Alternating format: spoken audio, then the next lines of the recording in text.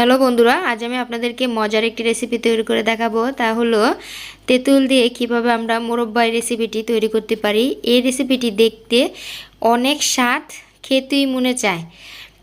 প্রথমে আমি তেঁতুলগুলো ফ্রিজে রেখে দিয়েছি প্রায় 12 থেকে 13 ঘন্টা। 13 ঘন্টার পর নামিয়ে নিলাম। এখন ঠান্ডা পানি দিয়ে 1 ঘন্টা ভিজিয়ে রেখে দিব। আমার এই ভিডিওটি ভালো লাগলে অবশ্যই সাবস্ক্রাইব করে দিবেন, লাইক দিবেন, কমেন্টে জানাবেন। এখন আমি 1 ঘন্টার পর সবগুলো তেঁতুল এভাবে খোসা ছেড়ে নিব। ছুরি দিয়ে বা নখ দিয়ে যেভাবে হয়, আমি ছুরি দিয়ে ওই খোসাগুলো ছেড়ে নিতেছি। এভাবেই ধৈর্য সহকারে কাজটি করে নিতে হবে। এখন আমি তেঁতুলগুলো ধুয়ে এভাবে ছুরি দিয়ে মাছ বরাবর কেটে তেঁতুল থেকে বিচিগুলো বের করে নিব। এই যে এভাবে টিপ দিয়ে ফ্রিজে রাখলে অনেক ভালো হয়, সুন্দর হয়। এভাবে বার করা যায়, বিচিগুলো শক্ত থাকে।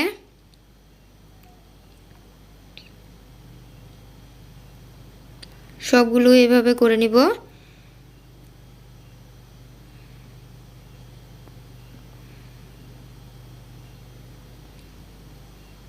এভাবে টিপ দিয়ে বিচিগুলো ছেড়ে নিব। ধৈর্য সহকারে এই কাজটি করতে হবে।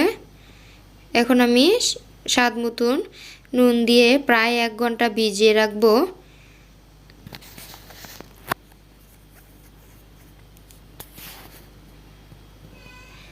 এখন আমি ভালো করে ধুয়ে নিব। 1 ঘন্টার পর ফিরে আসলাম, দেখেন সবগুলোর বিচি ছেড়ে দিলাম। এখন আমি একটি প্যান বসাই দিব। প্যানের মধ্যে 2 চামচ চিনি দিয়ে দিব।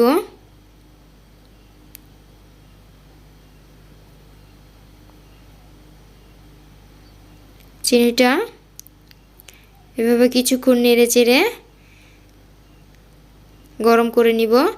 তারপর 2 চামচ চিনি, 2 চামচ পানি দিয়ে দিলাম। কিছুক্ষণ জাল দিয়ে নিব।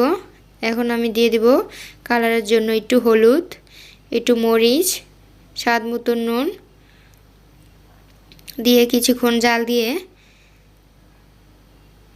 তেঁতুলগুলো দিয়ে দিব। কাঁচা তেঁতুলের মোরব্বা খেতে অসাধারণ লাগে, দেখলেই মনে চায় খেতে। এখনগুলো আমি তেঁতুলগুলো দিয়ে দিলাম।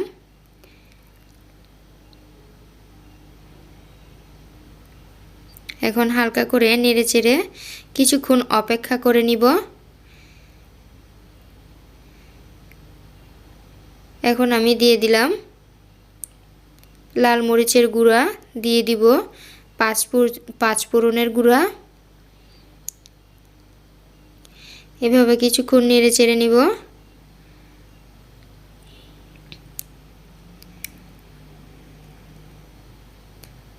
এখন আমার তেঁতুলের মোরব্বা হয়ে গিয়েছে।